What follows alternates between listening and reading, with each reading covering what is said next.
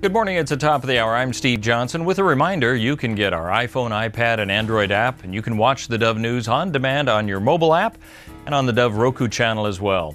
In the news today, Congress is on the brink of approving a $1.1 trillion bipartisan spending bill that keeps the government afloat through the end of the fiscal year in October, just before the elections.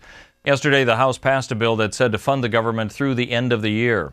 Oregon Congressman Greg Walden approved that measure. This plan reduces spending below 2009 levels. That's below even what it was when President Obama took office. This year will mark the first time since the Korean War that spending's been cut 4 years in a row. The Senate's turn to act, possibly as early as today, after the bill got overwhelmingly approved in the House yesterday. A wave of bombings is being seen in Iraq. A funeral and area marketplaces where the focus of the bombing that killed at least 44 people yesterday took place. The violence has occurred after al-Qaeda militants have taken control of 2 cities in Anbar province. The deadliest attack was said to be at a funeral in the town of Bariz that killed 16 and wounded 26. In Baghdad, a series of bombings has killed at least 28, with the deadliest in a neighborhood where a parked car bomb exploded in front of an outdoor market. Police in Elkhart, Indiana say a gunman killed 2 women at a grocery store before he was shot and killed by police. Police say the gunman walked into Martin's supermarket Wednesday night and shot a woman in an aisle. Then he walked about 12 aisles over and shot and killed a second woman. There's no word on whether he knew the women. One victim was a grocery store employee and the other was a shopper. Police say the shooter was pointing a gun at a third person when officers arrived, so they shot him. Police say the gunman was carrying a semi-automatic handgun, and they also found a large knife next to his body.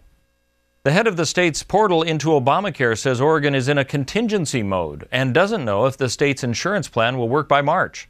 That's after more than $140 million in federal funds have been used in the startup of Cover Oregon.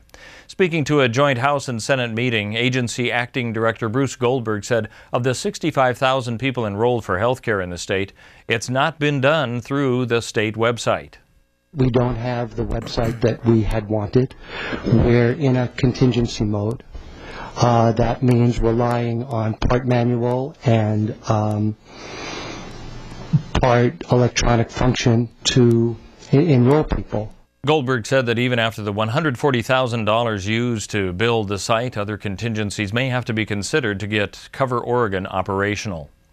Let's take a look now at what we can expect on the weather scene now all around us. For Medford and Grants Pass today, cloudy skies with a high of 51, 52 and partly sunny through the rest of the week into the weekend, 55 expected on Saturday. For the Klamath Falls area, similar picture with cloudy skies and 48 today, 50 tomorrow, 52 expected on Saturday. Along the coast in the Brookings area, partly sunny today with a high of 68. Sunny tomorrow, but dipping down a little bit to 64 with a high of 63 and a slight chance of rain expected by Saturday. For the Port Orford and Coos Bay area, partly sunny today, a high of 62. Sunny tomorrow and 61. Slight chance of rain Saturday and partly sunny with a high of 57.